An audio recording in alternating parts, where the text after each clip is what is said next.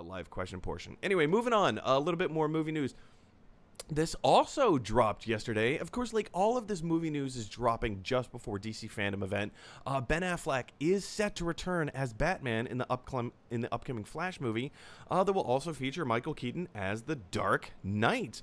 I think this is pretty cool. This is kind of a news bomb that dropped a few years ago. I was at San Diego Comic-Con. I think it was Ben Affleck's last Comic-Con. It was in preparation for Justice League.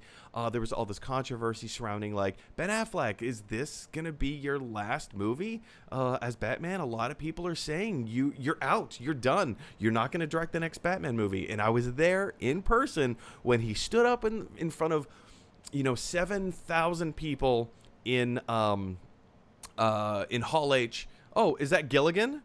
Tim, is that Gilligan? Oh, of course. Hey, pups. Anyway, so I was at this event where, Ben Affleck stood up in front of 7,000 people and said, why would anybody want to stop playing Batman? He's the coolest character. He never actually answered the question. He was just saying, oh, Batman's the greatest character of all. Like, anybody should be so lucky to play Batman. And, of course, a couple months later, the announcement dropped that he's out as Batman. But, Tim, as news just dropped, he is back. Ben Affleck is back to play Bruce Wayne, Batman, in the upcoming Flash film. Do you have any specific or interesting thoughts regarding this? Or theories? I don't know that I have any theories, but what I can tell you is that I am not like a purist when it comes to anything, and I don't have any loyalty. not to care to rephrase. Yeah, I have plenty of loyalty to my family and my friends and organizations that I'm associated with. But as far as like fandom goes, I don't know. I don't really get too caught up in I don't want to say the nonsense, but I'm excited for the opportunity to see two different Batmans in a short amount of time. I'm excited for Michael Keaton to be back on screen in a Batman adjacent role, which is just awesome for me. I love Michael Keaton. I think it's cool. I like the fact that, as you mentioned, with all the drama surrounding it, I don't know. There's something exciting for me about getting to see two different, very, very different actors' portrayals of the same character. As you mentioned earlier, we are both improvisers. We like to play characters on stage. I like to see what different people do when, given a similar inspiration and get to see what their vision looks like.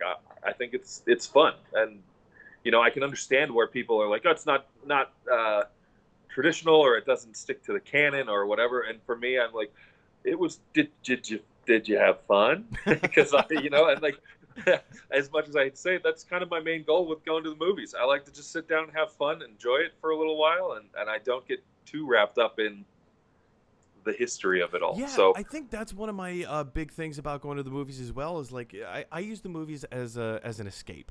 I love to just like get out of the world and immerse myself in a different world. And same thing when I'm on stage improvising. I love to just play like different characters and just be in a completely different world. And specifically with this property, I have a few different theories in terms of it specifically being a Flash film. I think all the writing's on the wall. All points are pointing towards the Flashpoint paradox. If you're familiar with the story in the comics, Barry Allen, the Man of Lightning, he can run so fast, he can actually go through time barriers. Not just go through time barriers, he can go from like universe to universe or dimension to dimension, however you want to define that. In DC Comics, they call it the multiverse. So he can go from this universe to that universe and all through the multiverse. And I think, if we're going to have Ben Affleck as Batman, if we're going to have Michael Keaton as Batman, I think the writing is on the wall at this point. There may be more people coming back to play Batman. I don't know if Val Kilmer is going to be back to play Batman. That would be cool. I don't know if George Clooney is going to be back to cameo as Batman. I don't know if Christian Bale is going to come back to cameo as Batman. But we may also get various incarnations of Superman. We may get various incarnations of Wonder Woman. What if What if Linda Carter, the original Wonder Woman, what if she came back to reprise her role in a cameo bit part as Wonder Woman?